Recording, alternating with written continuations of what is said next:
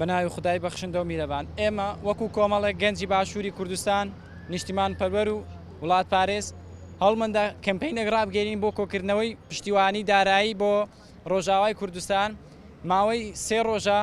سێ ڕۆژ بۆ 2 ڕۆژ دەبێت داواکاری فەرمیمان بەرز کردوێتەوە بۆ پارێزگا و پارێزگاری سلێمانی بەڵام ئەو ماوەی چەند ڕۆژێکە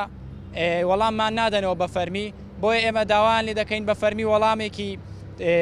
فەرمیمان بدەنەوە بۆ ئەوی دەست بکەین بە خێوەدانان برانی ئاسایش ئەمڕۆ وەڵامیان داینەوە کە بەنیازن سبەی مۆڵەتمان پێ بدەن بە فەرمی خێوەتەکە هەڵدەین لێرە لە شەقامی سەهۆڵەکە لە بەردەم هۆتێل میهراکۆ هیوادارین سبەی وەکو ڕۆژەکانی تر دەستیمان پێ نەکەن و دوانە خرێ بۆ ڕۆژەکانی تر لەبەر ئەوەی ڕۆژاوا ئێستا لەژێر گەلە کۆمەکێکی زۆر گەورەدایە لەژێر هەڕەشەیەکی زۆر گەورەدایە ئەگەر بێت و برانی ئاسایش بەجددی نێنە سەرخەت هاوکاریمان نەکەن ڕۆژئاوا لەژێر هەڵمەتی برسیبووندایە جگە لە شەڕکردن بۆیە پێویستە وەکو هەموو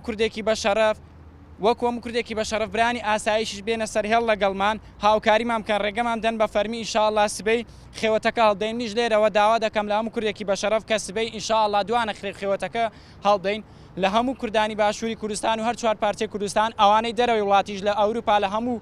قوژمنێکی ئەم جیهانە پشتیوانی و هاوکاری بۆ ڕۆژاوای کوردستان کۆبکەنەوە لەبەرەوەی ڕۆژاوای کوردستان ئێستا لە شەڕدایە پێویستی بە پێداویستی خۆراکی و پزیشکی و لە هەموو بارەکانە هیوادارین پشتیوانمان بن پشتیوانی ئەم کەمپینە بن داوا لە خەڵکی سلێمانی دەکەم لە هەموو لایەک لە هەموو شارەکانی باشووری کوردستان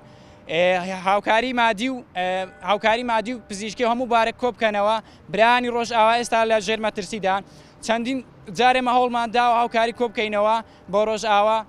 بیکەینە دەست خاچی سووری ڕۆژئاوا بەڵام بەداخۆ برانی ئاسایش ڕێگر بوونا ئەو ماوەی چەند ڕۆژێک کە داواکاریمان بە فەرمی بەرز کردوێتەوە